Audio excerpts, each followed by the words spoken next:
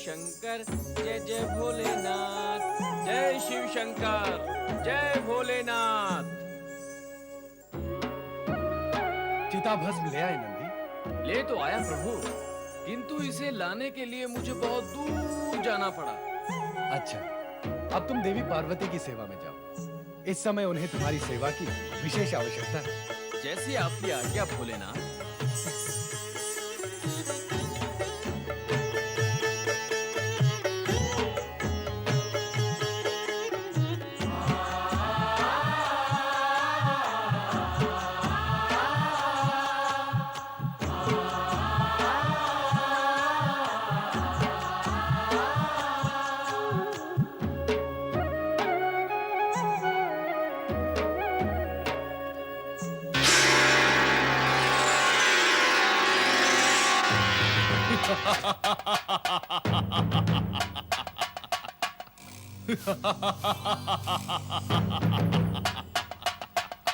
इस सेवक के लिए क्या आज्ञा है स्वामी परमेश्वर?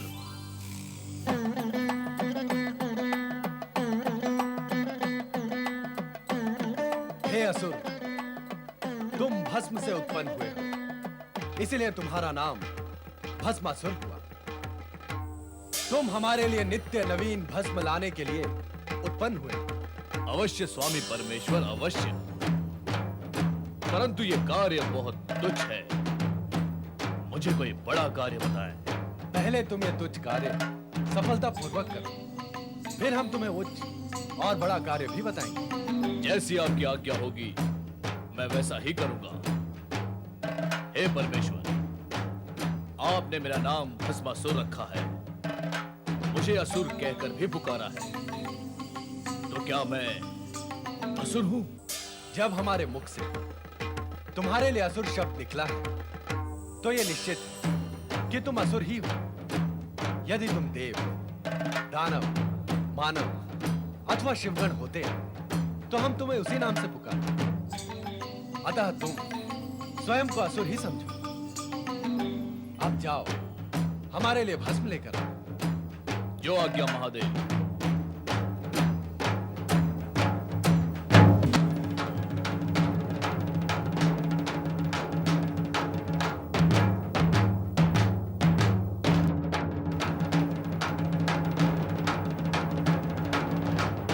यहाँ तो दूर दूर तक कहीं भी शमशान भूमि दिखाई नहीं देती। मुझे परमेश्वर के लिए चिता भस्म कहां से प्राप्त होगी?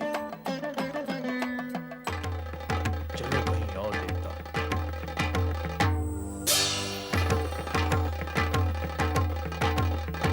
यहां भी कोई शमशान दिखाई नहीं देता। क्या करूं?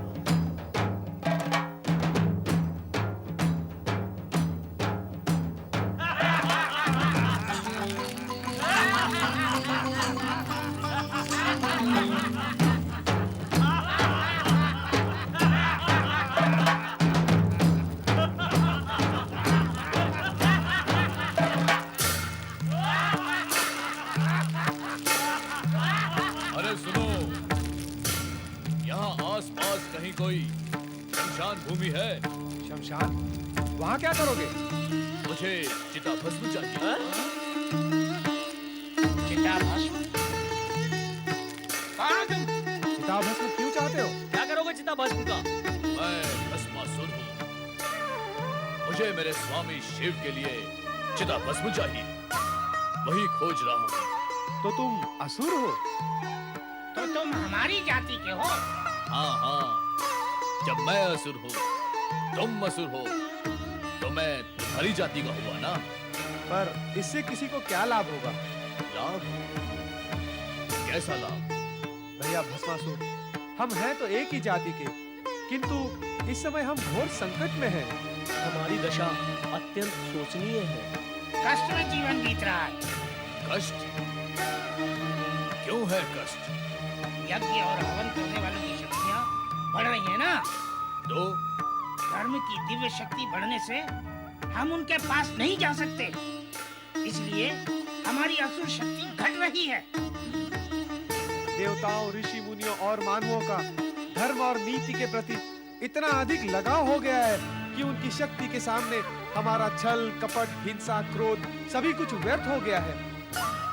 इसीलिए हमें वनों में गुफाओं में मुंह छिपा के रहना पड़ रहा है। हमें हमारा आहार भी प्राप्त नहीं हो रहा है। केवल वनस्पतियां खाकर समय पूरा कर रहे हैं। केवल वनस्पतियां खाकर हम कितने दिन जीवित रह सकते हैं? हम पशु तो है नहीं कि उसी पर आश्रित रहकर सारा जीवन व्यतीत कर ले। बस बस मेरे जाति बंधुओं, बस। इससे अधिक और दुख अब मैं नहीं सुन सकता। तो कोई उपाय करो हमें इस दुख से उबारने के लिए। कहो भाइयों, ये भस्मासुर तुम्हारे लिए क्या कर सकता है? शिव तो तुम्हारे स्वामी हैं। हाँ है। वे बड़े चमत्कारी देवता हैं।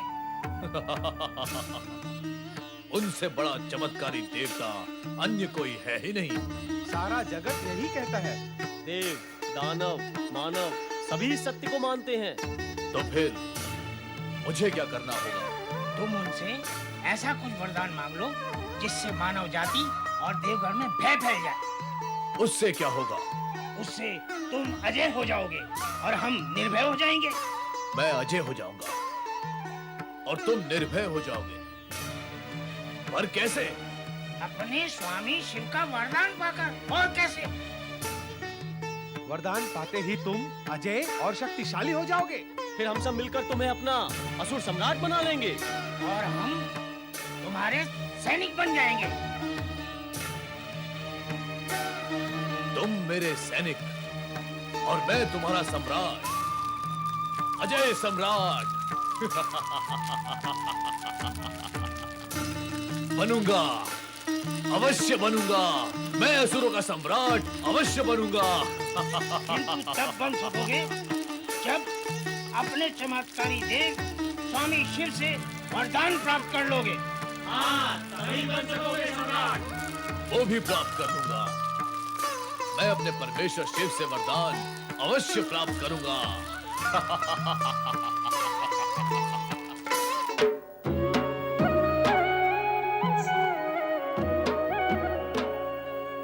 स्वामी परमेश्वर को सेवक भस्मासुर प्रणाम करता है। आओ भस्मासुर, भस्म ले आए। आज भस्म नहीं मिली स्वामी परमेश्वर। क्यों? स्वामी परमेश्वर, इस जगत में मनुष्य व असुरों की आयु बढ़ती जा रही है, बढ़ती ही जा रही है। मैं चारों दिशाओं में ढूंढ ढूंढ कर थक गया, परंतु मुझे कहीं भी कोई नई चिता नहीं मिली जहां से मैं भस्म प्राप्त कर सकूं। सारे शमशान सूने पड़े। लगता है मृत्यु अपना कार्य नहीं कर रही, इसीलिए प्राणियों ने भी मरना बंद कर दिया है। अब चिंता तो यह है परमेश्वर कि मैं आपकी आज्ञा का पालन कैसे करूं। जितने जन्म होते हैं उतने ही मरण भी होते हैं। जन्म मरण प्रकृति का अटूट नियम है, इसलिए तुम्हें चिंता करने की आवश्यकता नहीं है। ढूंढने पर कहीं न कहीं तुम्हें चिता भस्म अवश्य मिल जाएगी। मैं सारे जगत का चक्कर लगाकर लौटा हूं स्वामी परमेश्वर। भविष्य में भी कोई चिता जलने या उसकी भस्म मिलने की कोई संभावना नहीं है। यदि आप मेरी एक प्रार्थना स्वीकार करें तो भस्म मिलने का उपाय हो सकता है। कैसी प्रार्थना? आप मुझे वरदान दें कि मैं जिस किसी के भी सर पर हाथ रख दूं वो भस्म हो जाए। इससे क्या होगा भस्मासुर? एक तो इससे भस्म की प्राप्ति होगी परमेश्वर, दूसरे वे वृद्ध जो व्यर्थ ही इस धरती पर भार है, मृत्यु को प्राप्त नहीं हो रहे, वे वृद्धावस्था की पीड़ा से मुक्त हो जाएंगे। मुझे वरदान दीजिए परमेश्वर। तथास्तु। अब तुम जिस प्राणी के सर पर हाथ रख दोगे वो भस्म का ढेर हो जाएगा, परंतु ध्यान रहे मृत्यु के समीप पहुंचे और वृद्धावस्था के कष्टों से मुक्त करने के लिए ही तुम प्राणियों पर इसका उपयोग करोगे। निर्दोष प्राणियों पर इसका उपयोग नहीं करना। कदापि नहीं परमेश्वर, कदापि नहीं। आप तो आशुतोष हैं, सभी की आशा को संतुष्ट करते हैं। मुझे तो आशा भी नहीं थी कि आप मेरी प्रार्थना को सुनकर इतने शीघ्र वरदान भी दे देंगे। अब मैं कैलाश पर्वत पर चिता भस्म का ढेर लगा दूंगा। आपकी जय हो परमेश्वर, आपकी जय हो।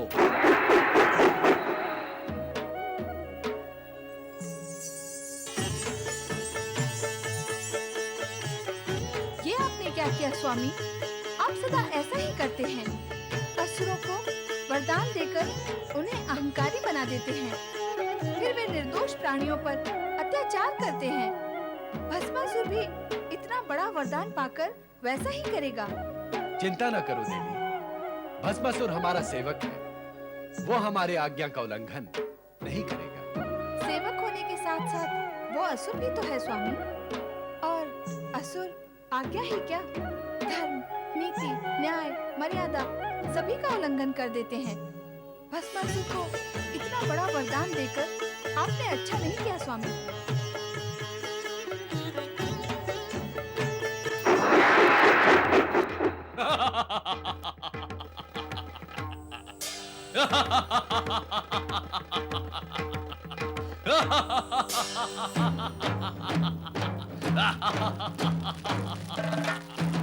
न्याय चमत्कारी देवता शिव से वरदान लेने गया था तो खाली हाथ क्यों लौटता? हमें विश्वास था कि तुम वरदान लेकर ही लौटोगे। पर अब मुझे विश्वास करना है। कैसा विश्वास? स्वामी परमेश्वर ने मुझे वरदान दिया है कि मैं जिस किसी के भी सर पर हाथ रख दूंगा वो भस्म हो जाएगा। असुर सम्राट भस्मासुर की जय! असुर सम्राट भस्मासुर की जय! पर असुर सम्राट, आप विश्वास की बात कर रहे थे। जो अभी आपको करना है वो क्या है? हाँ, मुझे वरदान का प्रयोग करना है ताकि मुझे ये विश्वास हो सके कि स्वामी परमेश्वर ने जो वरदान मुझे दिया है उसमें शक्ति है। मैं जिस किसी के भी सर पर हाथ रखूंगा वो भस्म हो जाएगा।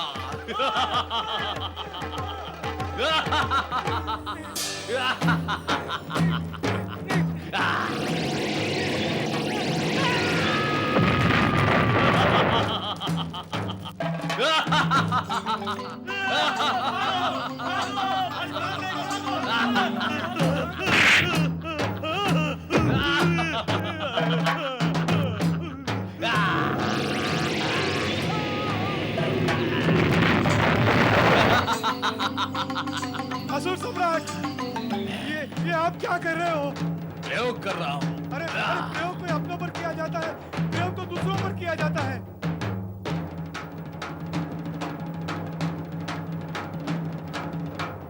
प्रयोग दूसरों पर किए जाते हैं। और नहीं तो क्या, तुम असुर होकर अपने ही असुर भाइयों का भस्म कर रहे हो। तो फिर मुझे प्रयोग के लिए किसे भस्म करना चाहिए? अपने शत्रुओं को, अपने असुर भाई और असुर जाति के शत्रुओं को, उनको जो असुर जाति को समाप्त कर देना चाहते हैं। तुम उन्हें भस्म क्यों नहीं करते? कौन है वो लोग? वे ही जो यज्ञ और हवन करके धर्म शक्ति एकत्र कर हमें नष्ट कर देना चाहते हैं। वे ही ऋषि मुनि जो सदा प्रेम, सत्य और अहिंसा की बातें और काम करके हमें दुर्बल बना देना चाहते हैं। यही हमारे विनाश का कारण है। ऐसा है क्या? ऐसा ही है। वैसा होता तो हम ऐसी बात ही क्यों करते? तुम्हें अपने वरदान का सही उपयोग करके अपने असुर भाइयों को शक्तिशाली बनाकर असुर साम्राज्य की स्थापना करनी चाहिए। ऐसा ही होगा। मैं तीनों लोकों में असुरों के शत्रु ऋषि मुनियों को नष्ट करके असुरों का साम्राज्य स्थापित करूंगा।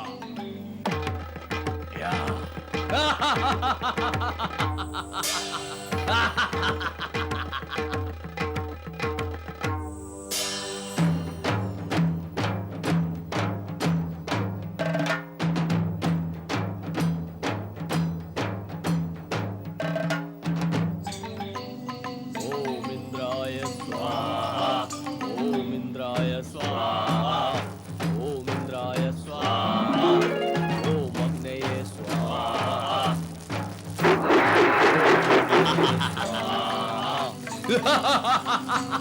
कौन हो तुम? अभी पता चल जाएगा कौन हूं मैं।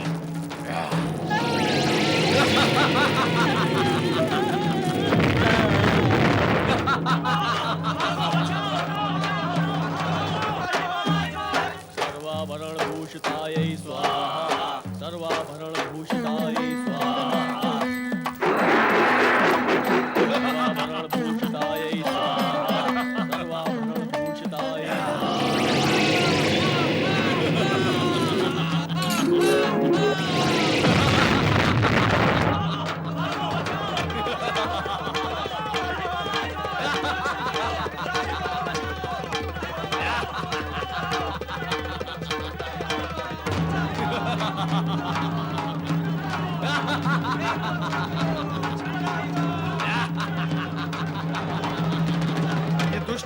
असुर निर्दोष प्राणियों को ही समाप्त करता जा रहा है। ये भी तो मुनि है, इसे भी भस्म करता हूँ। अरे ये क्या कर रहे हो भस्मासुर? मुझे भस्म करके तुम्हें क्या मिलेगा? मिलेगा नहीं, मिलेगी तुम्हारी भस्म। मेरी भस्म का तुम्हें क्या उपयोग भस्मासुर? मैं जीर्ण क्षीर्ण दुर्बल काया का दुर्बल प्राणी, मुझे भस्म करके कितनी भस्म प्राप्त होगी तुम्हें? इतनी। सुनो, वही करते रहो जो कर रहे थे। क्या क्या करता रहूं? वही राक्षसों को भस्म करने का कार्य। मोटे मुटल्ले हट्टे कट्टे होते हैं ये राक्षस, उन्हें भस्म करो, चारों ओर भस्म ही भस्म हो जाएगी। हाँ। अरे नारद, क्या तू मुझे मूर्ख समझता है? नहीं नहीं, जब तक तुम्हारे सम्मुख खड़ा हूं तब तक तुम्हें मूर्ख कैसे समझ सकता हूं? नहीं, तू सामने खड़ा होकर ही मुझे मूर्ख समझ रहा है नारद। नहीं नहीं, इसीलिए तो राक्षसों को भस्म करने की कुमंत्रणा दे रहा है। अरे परंतु मैं तुम सब ऋषि, मुनि, देवगण, ब्रह्मा, विष्णु, इंद्र सभी को भस्म करके तीनों लोकों पर विजय प्राप्त करूंगा। परंतु उससे पूर्व मैं सर्वप्रथम तुझे ही भस्म कर अरे दूंगा। भस्मासुर, सर्वप्रथम त्रिलोक पर तो विजय प्राप्त कर लो, फिर नारायण नारायण। महाबली भस्मासुर, असुरराज भस्मासुर, महाबली भस्मासुर। भले पधारे महाबली, भले पधारे भस्मासुर। हमारी व्यथा सुनो असुरराज, हमारी व्यथा सुनो।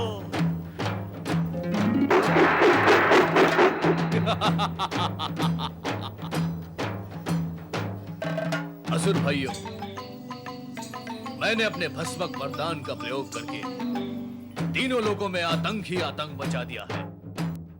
अब कहो, तुम मुझसे क्या चाहते हो? महाबली भस्मासुर, आपके आतंकवाद से हमारा क्या हित होगा? तो फिर कैसा हित चाहते हो तुम? सारी असुर जाति का हित चाहते हैं हम। देखते नहीं, देवताओं के भय से हम वन में किस प्रकार छुपे हुए हैं। असुर सम्राट भस्मासुर की जय! असुर सम्राट भस्मासुर की जय! असुर सम्राट, ये वस्त्र उपहार के रूप में है। और ये है असुर सम्राट की तलवार।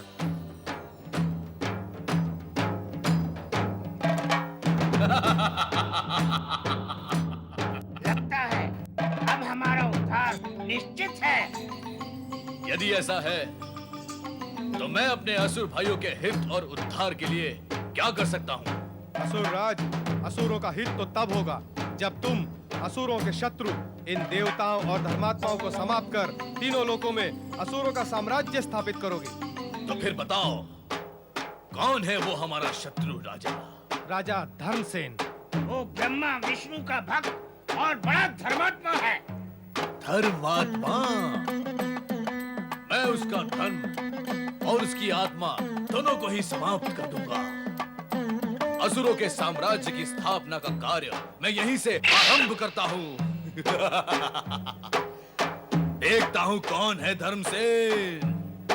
कैलाश पर नंदी द्वारा लाई भस्म को शरीर में मलते समय भस्मी से निकले एक टुकड़े को फेंकने से एक प्राणी पैदा होता है, जिसे भगवान शिव भस्मासुर के नाम से पुकारते हैं और भविष्य में भस्म लाने का कार्य उसे सौंपते हैं।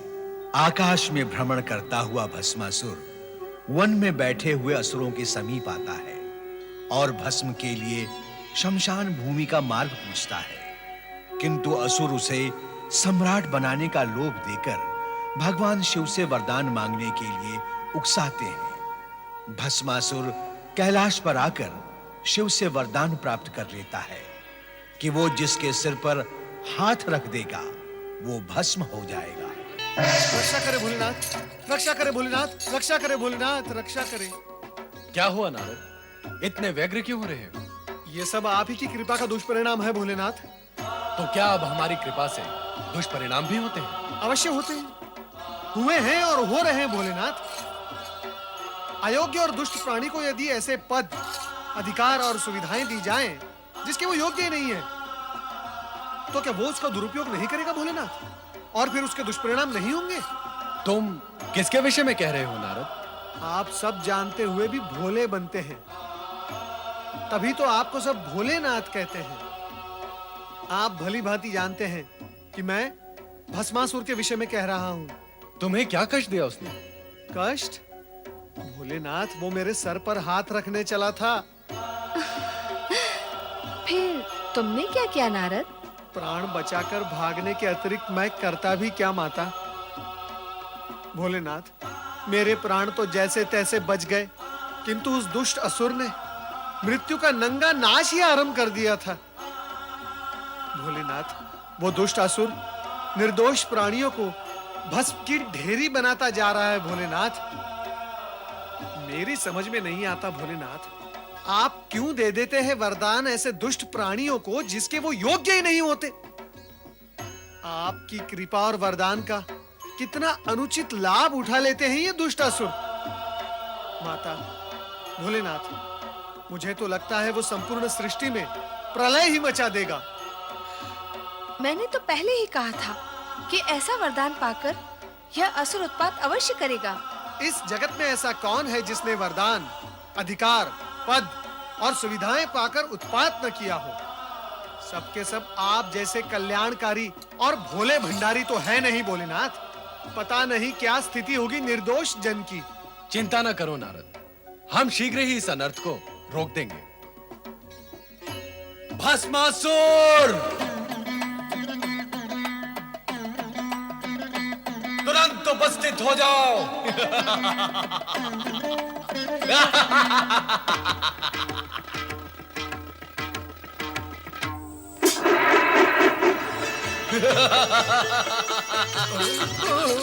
हे शिव शंकर, आपके दिए हुए वरदान का प्रयोग करके अत्यंत सुख की प्राप्ति हो रही है।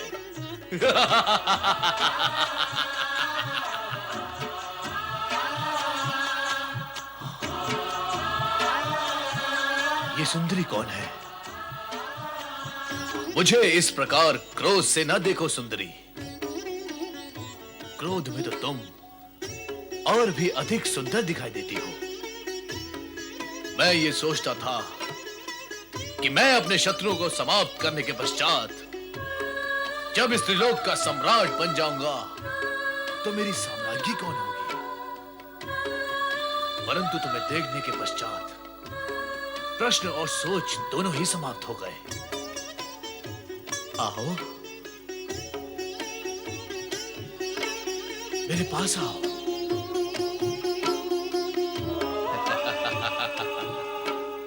मैं इंद्र को भस्म करके तुम्हें स्वर्ग के सिंहासन पे बिठाऊंगा।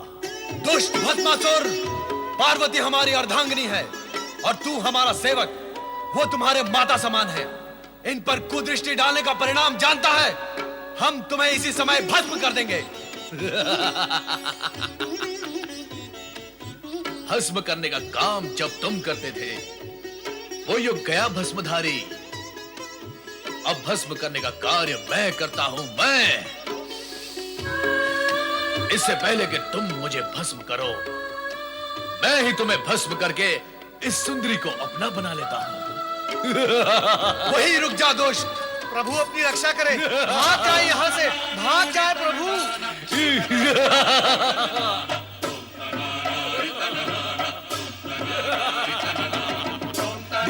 भस्मासुर,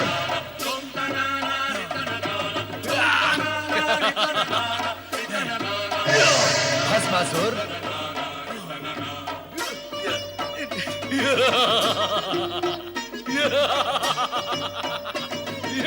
भस्मासुर,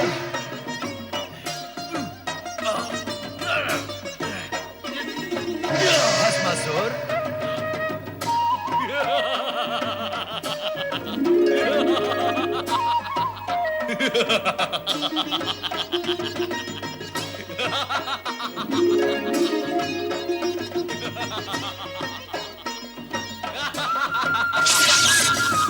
नारायण नारायण। अयोग्य प्राणी को अधिक अधिकार देने का परिणाम सदा दुखदाई होता है। देवेश्वर, आप ही से वरदान पाया है और अब आप ही को भस्म करने पर तुला हुआ है ये दुष्ट प्राणी। नारायण नारायण, अब तो मुझे ही कुछ उपाय करना होगा।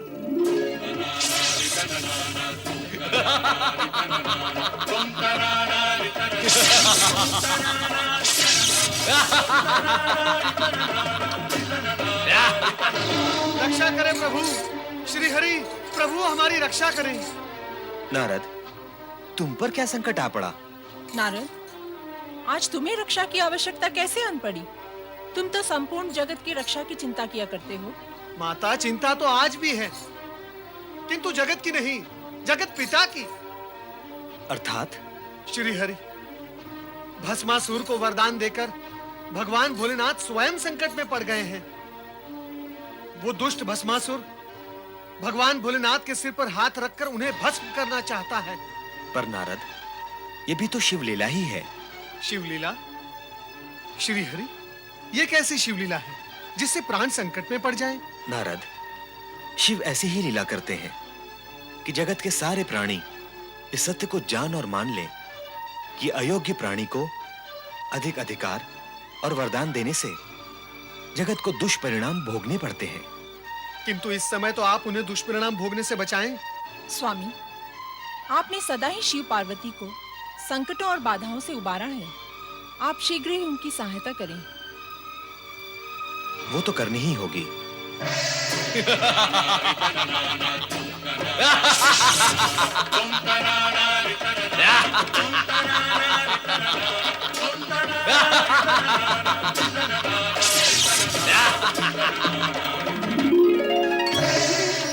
ये सब क्या हो रहा है स्वामी?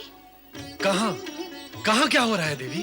तीनों लोकों का स्वामी एक दुष्ट, बुद्धिहीन, दुराचारी असुर के सम्मुख इतना विवश, असहाय और पौरुषहीन हो गया है। समय की बलिहारी है देवी, समय की बलिहारी है। हाँ स्वामी, देख रही हूँ समय से हारे हुए बल को, किंतु अब आपकी ये दशा मुझसे देखी नहीं जाती। तो देवी, हमें क्या अपनी ये स्थिति प्रिय लगती है? हम इस अप्रिय स्थिति से स्वयं ऊब चुके हैं। तो फिर विराम क्यों नहीं लगा देते इस स्थिति पर? नहीं, हम अभी ऐसा नहीं कर सकते। ना सही, मैं तो कर सकती हूँ। आप मुझे आज्ञा दें, मैं शक्ति रूप धारण कर उस दुष्ट भस्मासुर को एक क्षण में ही समाप्त कर दूंगी। तुम यदि ऐसा कर दोगी तो हमारे वरदान का क्या होगा जो हमने भस्मासुर को दिया है कि उसे कोई भी नहीं मार सकेगा? यदि तुम्हारे हाथों उसका वध हो जाता है तो हमारी वरदान की महिमा भी समाप्त हो जाएगी। ऐसा हो गया तो जगत के प्राणी भविष्य में हम पर और हमारे वरदान की शक्ति और महिमा पर विश्वास ही नहीं करेंगे। स्वामी, आप तो चारों ओर से विवश हैं। तुम चिंता न करो देवी, हमारी विवशता का शीघ्र ही अंत होगा। कोई ना कोई उपाय अवश्य निकल आएगा। अब तुम शीघ्र ही समाधि स्थल चली जाओ, वहां पर तुम सुरक्षित रहोगे।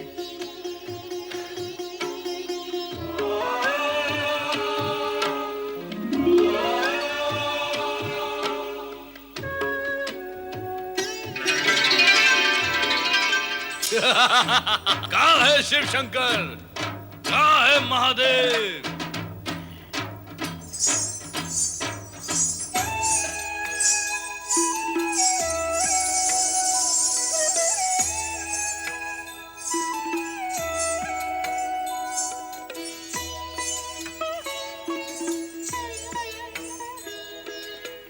इधर देखो वरदायिनी भस्मासुर।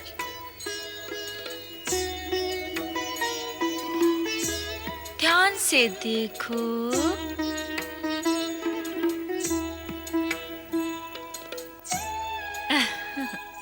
अंतर्दृष्टि से देखोगे तो मैं तुम्हें पार्वती से अधिक सुंदर दिखाई दूंगी। मैं त्रिभुवन मोहिनी हूँ।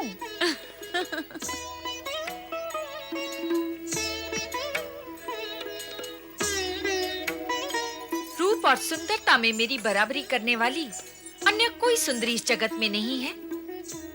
मुझे अपनी महारानी बनाकर जगत का सर्वोत्तम सुख भोगो भस्मासुर। मुझसे विवाह करके भस्म करने के इस झंझट से सदा के लिए मुक्त हो जाओ। तुम तो अनुपम सुंदरी हो। मैं तुमसे अवश्य विवाह करूंगा, इसी समय विवाह करूंगा। मैं भी यही चाहती हूँ और तुम भी यही चाहते हो, फिर विवाह में विलंब क्यों? विलंब तो तुम कर रही हो सुंदरी, मैं तो तुम्हें पाने के लिए आतुर हूँ। चलो विवाह करें। तनिक रुको भस्मासुर। हमारी कुलरीति ये है कि विवाह से पूर्व अपने कुल देवता के सम्मुख नृत्य गान करके उन्हें प्रसन्न करना पड़ता है, नहीं तो कुल देवता रुष्ट हो जाते हैं और विवाहित जीवन संकट में पड़ जाता है। नहीं नहीं, हमें संकट में नहीं पड़ना है। हम असुर तो दूसरों को संकट में डालते हैं। बताओ कौन है तुम्हारे कुल देवता और नृत्य कहाँ करना है सुंदरी? आओ।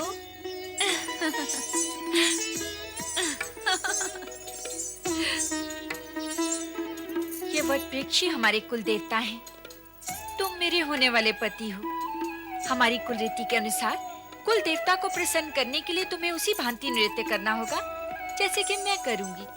बोलो, करोगे ना? अरे तुम कहोगे तो नृत्य क्या, मैं कुकृत्य भी करूंगा। चलो शीघ्र नृत्य आरंभ करते हैं ताकि नृत्य करके हम शीघ्र विवाह कर सकें। तो चलो नृत्य गाना आरंभ करते हैं।